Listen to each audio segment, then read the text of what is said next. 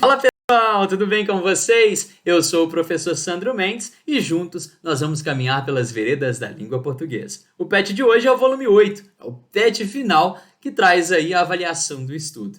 Então bora comigo?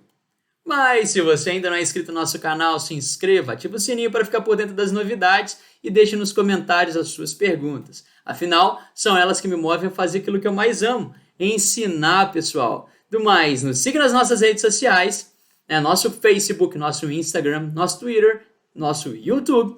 E, é claro, de quebra, acesse nossa plataforma www.plataformaescolaonline.com.br. Agora sim, pessoal!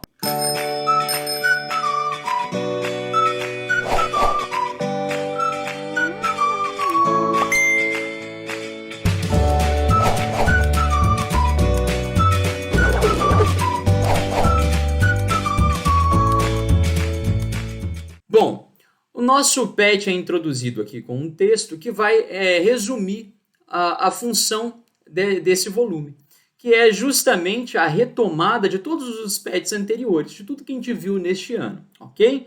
Então, olha só comigo, pessoal. No PET 1, você estudou sobre as funções da linguagem, que são as diversas finalidades de uso da linguagem. Ao todo, vimos que as 6 funções que a linguagem pode ter são apelativa ou conativa, emotiva ou expressiva, referencial ou denotativa, poética, metalinguística e fática. Para ver mais detalhes de cada uma delas, volte ao PET volume 1, depois resolva as questões a seguir. Então, bora rememorar um pouquinho, pessoal? Olha só comigo já na atividade, né? 1. Relacione os textos da primeira coluna com as funções correspondentes na segunda coluna. Então, bora lá. Ó. Número 1. Erro na correção de provas do Enem afeta cerca de 6.000 provas. Então, notem que esse trecho aqui de cara, né, já mostra para a gente um texto de informação, que se preocupa com a informação, em transmitir uma determinada informação. E a função correspondente a esse tipo de texto é a referencial ou denotativa, ok? Número 2 aí, pessoal. Para você guardei o amor, de Nando Reis. Achei, vendo em você, explicação nenhuma isso requer. Se o coração bater forte e arder no fogo, o gelo vai queimar. Então, notem uma preocupação com a musicalização, com a metáfora, né, produzida aí por meio dos versos, né? Então, há aqui uma preocupação com a palavra, né? Então, nós temos aqui uma função que ela é poética, viu, pessoal? Uma função poética aqui. Então, essa preocupação com a palavra, com a musicalização, né, com a metáfora, né? Então, há aqui uma função que ela é poética. Número 3. Veja como editar um vídeo para aprender a editar vídeos. Então, notem que nós estamos tratando de um veículo que vai falar dele mesmo, né? O vídeo vai falar de como produzir os vídeos. Então, você utiliza vídeo para falar de vídeo. Então, quando um veículo fala dele mesmo, né, quando um suporte fala dele mesmo, nós temos aqui uma função metalinguística. Ok, pessoal? Bora lá. Ó. 4. Estou muito orgulhosa. Meu filho foi aprovado em uma universidade federal. Então, o texto já é introduzido em primeira pessoa e logo em seguida já mostra aí um sentimento, né? Um sentimento de orgulho, né? Então, nota que tem um caráter muito subjetivo esse texto, né? Mostrando aí os seus sentimentos, né? E o texto todo em primeira pessoa, né?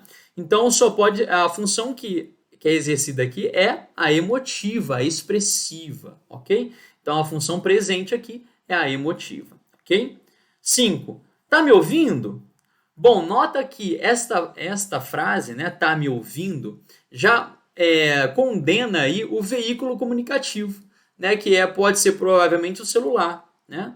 Então, nota aí, pessoal, que quando um texto ele revela o seu suporte comunicativo, eu estou tratando aqui de uma função fática, ok? Essa função que tem aqui é uma função fática e deixa claro o seu suporte, ok? 6. Com o nosso curso online, seu desempenho no idioma terá uma melhora de 70% em 3 meses. Bom, esse texto aqui, pessoal, está tentando me convencer a comprar esse curso, não é mesmo? Então, quando um texto ele tem a intenção, né, de convencer você a fazer alguma coisa, né, convencer você a tomar determinada atitude, a função por trás desse texto aqui é uma função apelativa ou conativa. Beleza? Então, se não ficou claro, se tem alguma dúvida, por favor, deixe aí nos comentários, beleza? Então, bora para a próxima questão. No PET 2, você estudou sobre a variedade linguística, que é inerente às línguas, porque as sociedades são divididas em grupos. Para relembrar mais sobre o assunto, volte ao PET 2, depois resolva as questões a seguir. 2. Releia o texto com a atenção e faça o que se pede. Mineiro dando má notícia. Alô, sou Carlos? Aqui é o Washington, caseiro do sítio. Pois não, seu Washington. Que posso fazer pelo senhor? Houve algum problema? Eu só tô ligando para avisar pro senhor que o seu papagaio morreu.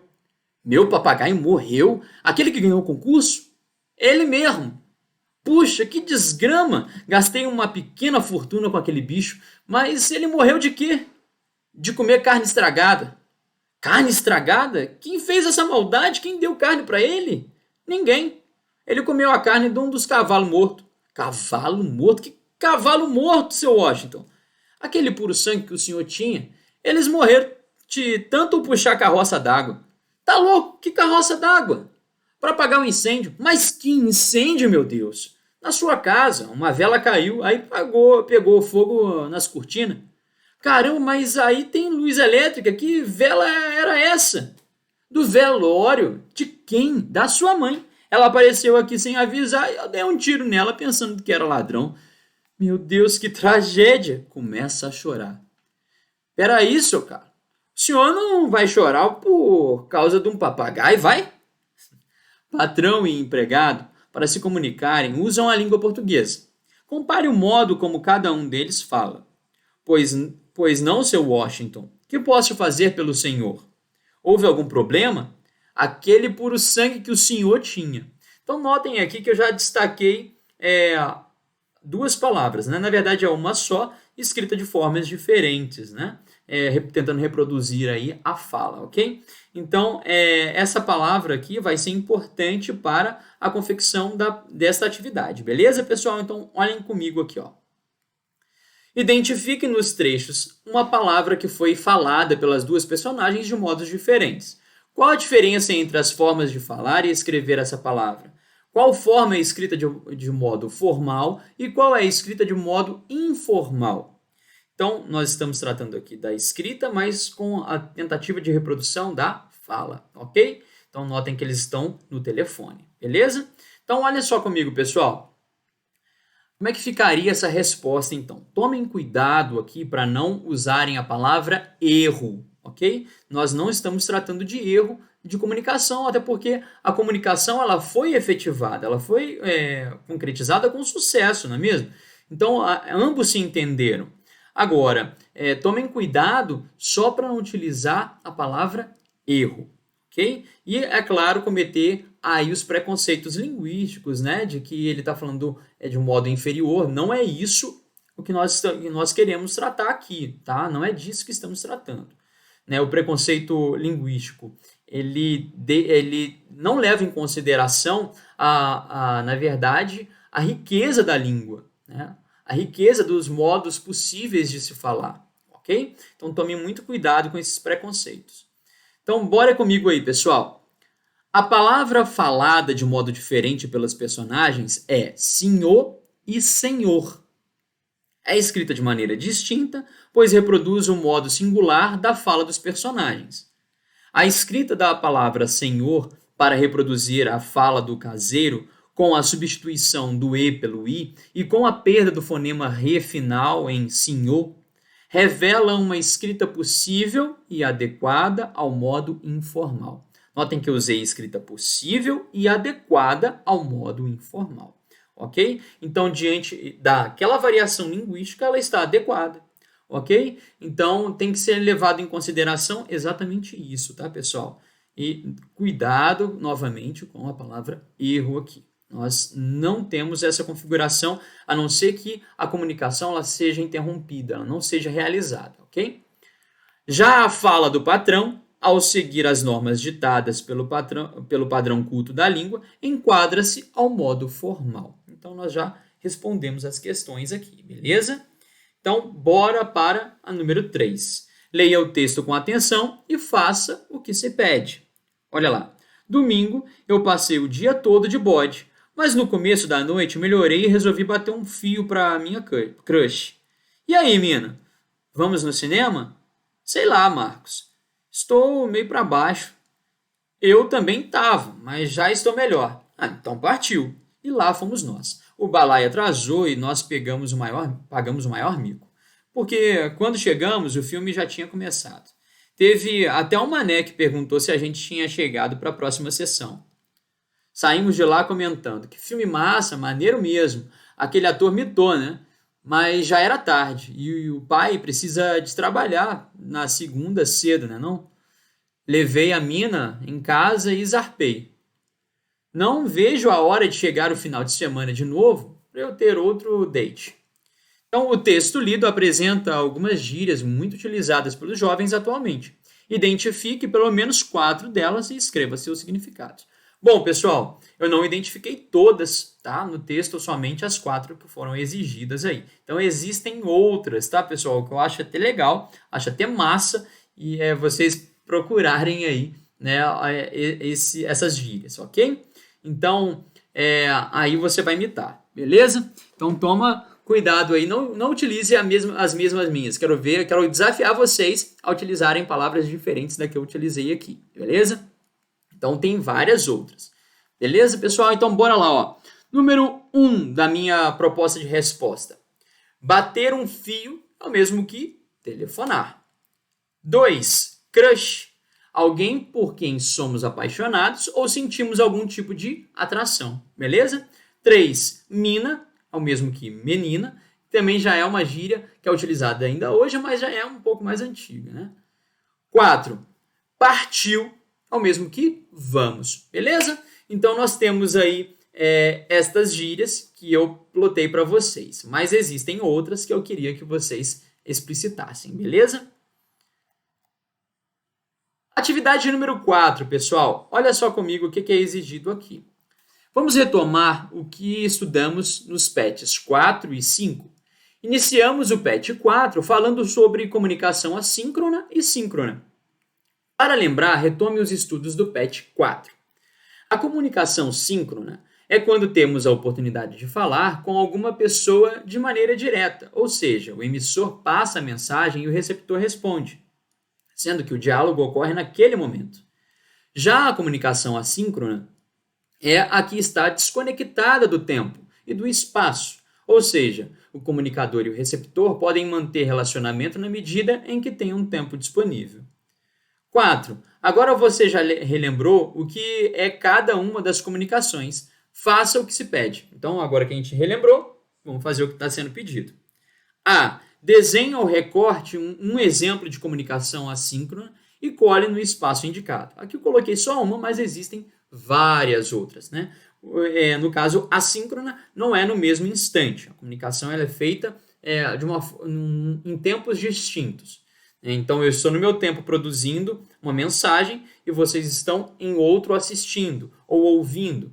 Então, como esse vídeo aqui, eu estou fazendo este vídeo em determinado dia e vocês vão assistir em outro, ok? Então, notem que há, nesse caso aqui, nessa plataforma, uma comunicação assíncrona. Este elemento aqui já é um exemplo, beleza? Então, nós temos outros aí, né? O e-mail mesmo é outro exemplo, a carta, enfim. Então, nós temos vários outros aí. Ok, pessoal? Então, coloquem aí e me mostrem depois. Aqui, olha só, nós temos o inverso. Eu quero agora um exemplo de comunicação síncrona. Aqui eu coloquei vários para vocês, mas a gente tem ainda outros e eu gostaria que vocês colocassem aí para mim. Bom, por exemplo, falar no celular é uma forma síncrona de comunicação, né? sem ser o gravado, tá, pessoal? No caso aqui, ela está falando em tempo real com a pessoa. Né? Nós temos aí as videoconferências, né? Olha aí, ó, a videoconferência esta mulher está aí com a sua empresa, né? Uma reunião de trabalho, tá vendo? Então, ao mesmo instante, né? Então, e por último aí, né, eu reportei para vocês uma videochamada, né? Então, existem aí várias outras formas, tá? Eu queria ver aí o que vocês colocariam, beleza? O chat, por exemplo, né, o chat, as conversas no chat, é também uma forma síncrona de conversa, né? Então, vale a dica aí. Bora para a próxima, pessoal. Atividade de número 5. Olha aí, ó. No PET 4, vimos sobre a inteligência emocional. Lembra? Caso não lembre, retome esse PET e veja o conteúdo. Depois resolva as questões a seguir. 5. Escreva um texto em que você diga como está se sentindo, suas alegrias, angústias, frustrações, ansiedade. Diga o que quiser. Faça o seu texto como se estivesse conversando com alguém. Então, a única limitação que nós vamos ter aqui nesse texto, a única dificuldade, é escrever como se fosse uma conversa, beleza, pessoal? Mas nós vamos reportar nessa conversa as nossas angústias. É como se fosse um desabafo. Você está ligando para alguém ou conversando com alguém para desabafar com essa pessoa, ok? Então, vocês podem escrever o que vocês quiserem, dizerem o que vocês quiserem dizer, tá vendo? Ó? Diga o que quiser. Então, sejam livres. Aqui eu não vou escrever meu texto justamente para que vocês, de fato, sejam livres para fazer o próprio texto. E se tiverem alguma dúvida, coloquem aí nos comentários e eu vou saná-la, ok, pessoal? Mas eu não vou fazer o texto desta vez, beleza? Bora para o próximo, que também vai ser um texto. A exigência do número 6 aí também é um texto. Pessoal, a prática textual ela é muito importante. Quanto mais você pratica, menos dificuldade vai ter. Mas saiba que nunca vai ser fácil, porque o processo de escrita é um processo complicado de tradução de pensamento para uma outra linguagem, para um outro signo. Ok? Então é um suporte distinto. Aquilo que eu penso, que eu imagino, né, que vem em imagens mentais e aquilo que eu traduzo é de uma forma distinta de comunicação, ok? De texto, né? Então tomem muito cuidado aí. É difícil mesmo, né? O Drummond já dizia, né? Então nós já sabemos que escrever é difícil. Mas olha só para essa número 6 aqui, ó. É possível escrever bem, tá, pessoal? Ó, escreva um relato pessoal. Nós já fizemos relato pessoal, né, no PET 7 aí, ó. É só retomar lá o vídeo, né? Então, nós já fizemos um relato pessoal. Nós já falamos sobre o relato pessoal. Vou retomar alguns conceitos aqui hoje, mas não vou desenvolver o texto com vocês. Vou contribuir com algumas dicas, beleza? Então, olha só comigo aí, ó. Escreva um relato pessoal, obedecendo toda a estruturação que aprendemos no PET 7, em que você conte como tem sido esse tempo de quarentena e como espera que ele termine. Então, é um relato pessoal e nós temos já uma ordem. Ó, temos que falar do tempo de quarentena e como a gente espera que ele termine. Então, além disso, ó, um terceiro comando. Ó, como você acha que este período influenciou na sociedade? Então, como ele vai influenciar na nossa sociedade? Né? Então, ele ainda não terminou, né? Estamos ainda num processo, né? E como ele irá influenciar na sociedade? Como é que você acha que ele irá influenciar? E como ele já está influenciando na nossa sociedade? Né? Então você pode reportar isso no seu texto. Tem que trazer isso no seu texto, tá? Seu texto deve estar adequado à variedade padrão. Então, não pode ter desvio da norma padrão, ok? A variedade que a gente vai utilizar é o padrão formal da língua, ok? A variedade formal. Então, tomem cuidado, tá? Mas para isso, vamos relembrar o que é um relato pessoal, não é mesmo? Então, sem vocês saberem o que é o relato pessoal, é impossível vocês escreverem, ok? Então, olha lá comigo, ó. O narrador será protagonista ou participante da ação. Então, nós temos aí uma escrita que é predominantemente em primeira pessoa, né? Então, já que é um relato pessoal, então é essa primeira pessoa que aparece no texto, ela que vai sofrer a ação, ela que vai participar da ação, ela vai protagonizar, né, àquilo que está sendo narrado. Então, olha lá, os verbos oscilam entre pretérito imperfeito e pretérito perfeito, né? Tempo passado. Afinal de contas, nós estamos tratando de algo memorialístico. Então, nós vamos resgatar a nossa memória, que ela se encontra no passado, em acontecimentos, ok? Emprega-se o padrão culto da língua. Então, nós vamos manter o padrão culto para esse relato. Priorizam-se as ações e a descrição do lugar onde elas ocorrem. Então, a ação sempre ocorre dentro de um espaço, dentro de um tempo, ok? Então, relatem isso, reportem isso.